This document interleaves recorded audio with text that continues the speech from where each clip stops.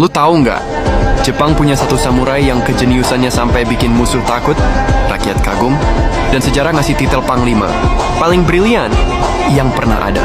Tapi ironisnya, dia bukan mati di medan. Perang where dia dihancurkan oleh kakaknya sendiri yang iri sama kejeniusannya. Namanya Minamoto no Yoshitsune. Tokoh yang cara bertarungnya masih dipelajari sampai sekarang, tapi hidupnya berakhir sebagai buronan politik. Yoshitsune lahir tahun 1159, pas Jepang lagi dilanda perang besar antara dua klan, Minamoto dan Taira. Klan Minamoto kalah total. Ayahnya dibunuh, kakak-kakaknya dieksekusi, dan seluruh keluarganya dihancurkan. Yoshitsune yang masih bayi, selamat karena diserahkan ke kuil untuk dibesarkan sebagai biarawan. Tapi makin besar, makin jelas dia bukan takdirnya jadi pendeta. Bahkan di kuil, pikirannya dipenuhi dendam ke klan Taira dan obsesi pada seni perang.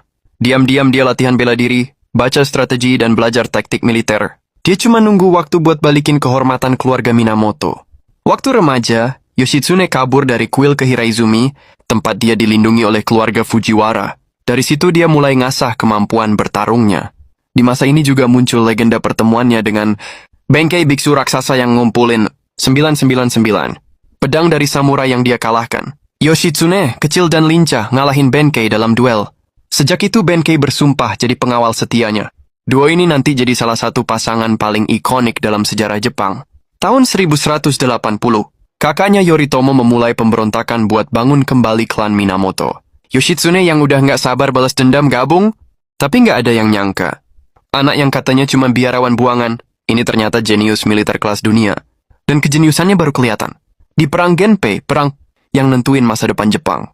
Pertempuran Ichinotani 1184, benteng Taira berdiri di tebing curam yang mustahil diserang. Panglima lain bilang, nggak mungkin. Yoshitsune mikir beda.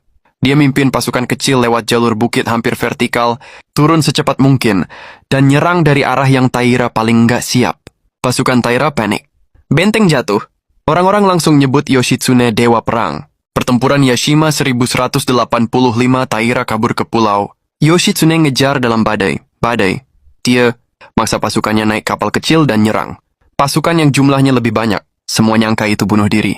Tapi dia menang lagi. Pertempuran Danno Ura 1185, pertempuran laut terbesar di sejarah Jepang. Yoshitsune memimpin armada Minamoto dan ngasih strategi yang bikin Taira hancur total. Dengan Killars ini, klan Taira hilang dari sejarah. Jepang jatuh ke tangan Minamoto. Dan disinilah masalahnya mulai muncul. Semakin Yoshitsune menang, semakin banyak orang memujinya. Rakyat cinta dia. Para samurai respek sama taktiknya. Pengaruhnya naik drastis. Dan Yoritomo, kakaknya sendiri yang lagi bangun kekuasaan, mulai ngerasa terancam. Politik selalu takut pada orang yang terlalu